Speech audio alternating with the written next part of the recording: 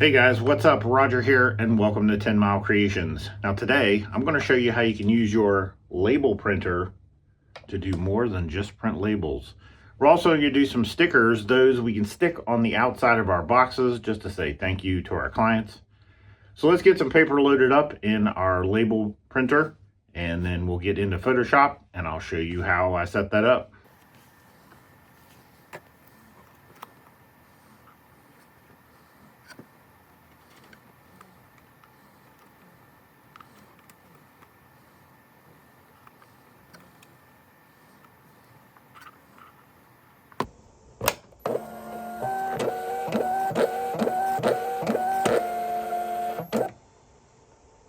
So let's get started on our design. Now this PSD will be available in the comments. You can go down below and click on it and then open it up in, I know Photoshop. I don't know, do they still make a Photoshop Lite or whatever? I'm not sure. But if you don't have Photoshop, you can look into getting it. For me, graphically wise, this is like 100% what I'm going to use for anything for my business, graphics wise. I design most everything in Photoshop. So first thing we need to do, Command and plus, or I think it's Control and plus on the PC. And we're going to do that twice. And things will look a little funky, right? Because we're at 300% zoom, but it gives us enough room to see everything. You know, working with it real tiny like is kind of tough. So over here in the layers, you'll see it says keep in this line. So that means your design should stay within this black line. And then down here, you can put design here. But if you have, I would click there anyway, even if you have pre-designed files. So in my case, I have some pre-designed files. And let me see here. Let's take this one, for instance. We'll drag it up here and drop it. Now, if you have a pre-designed file that's transparent in the background, you can certainly use it. Just drag it in and center it up. Then you press enter and then boom, you're done. Pretty much easy, right? Yes, very, very easy. But let's say we don't have anything designed already and maybe we just want to do a thank you, you know, just a thank you sticker or something like that. So let's just grab our text tool over here. It just shows as a T. I'll click here and maybe we'll type thank. Yes, thank you. And then we'll highlight all that text and then over here, and if you don't have these, well, I don't have it either. It went away. We can go up to window, click on character, and now we have our character palette over here. If it goes away, it's under window and then it should bring it up. So now we're on impact, but you want to go through and kind of find a font that you like. I recently got this one. I kind of like it. So we can just say, thank you. There's a lot of distance between that for some reason. So we'll reduce that, which is right here.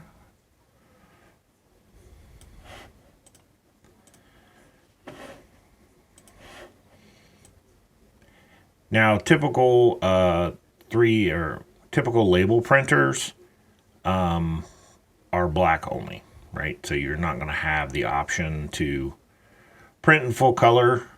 So more than likely, just keep your text black. That way, you can get a kind of feel for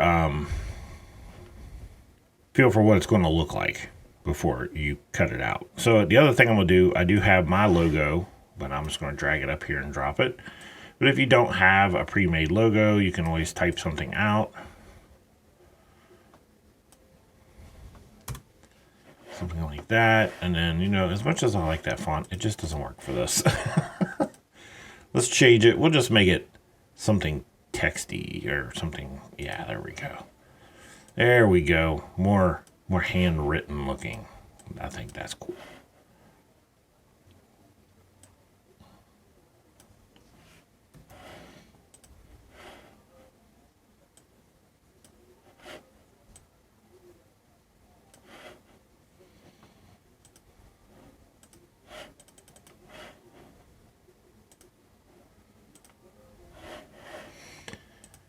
All right, so now we've got our text and we hit Command T, we can transform it, and that allows us to turn the text if we want.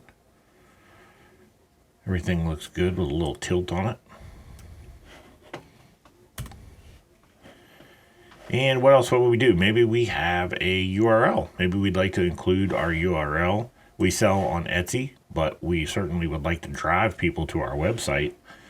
So let's go back to some simple text, like Helvetica. And let's bring the font down.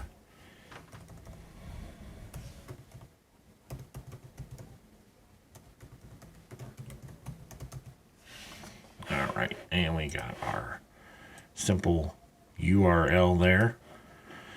So that's pretty much all you need. Now, before you print this, what you need to do is turn off the layer that has that circle. Even we're just using it as a reference to make sure we're centered up.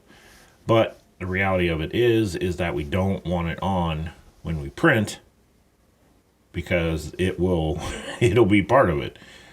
So no, we don't want that. We don't want it to be part of it. And we'll move things around here. That looks pretty good.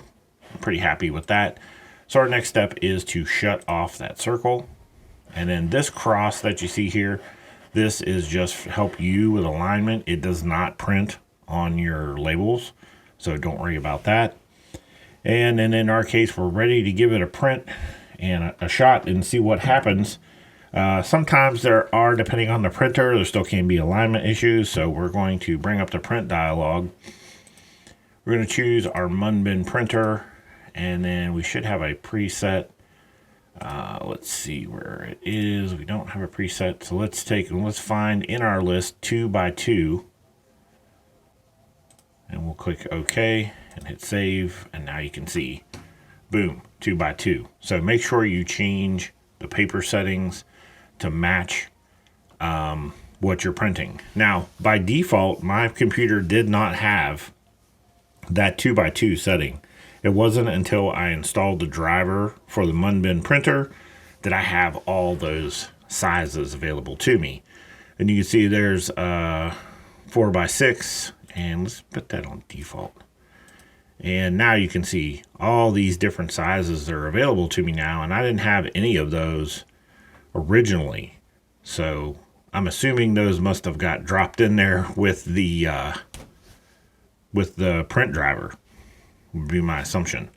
So what we're going to do is we're going to go ahead and print one, and we're going to make sure that our alignment is good before we start rolling off a bunch of them.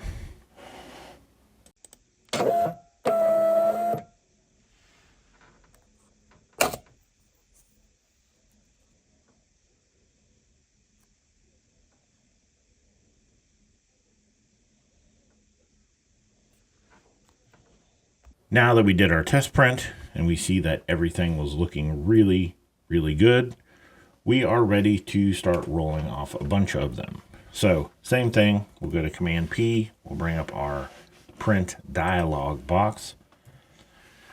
We're gonna go ahead and make sure that those settings did hold, because they could have changed, but you can see 2x2, so perfect there. And then let's do 20 of them. And then now we'll just click print.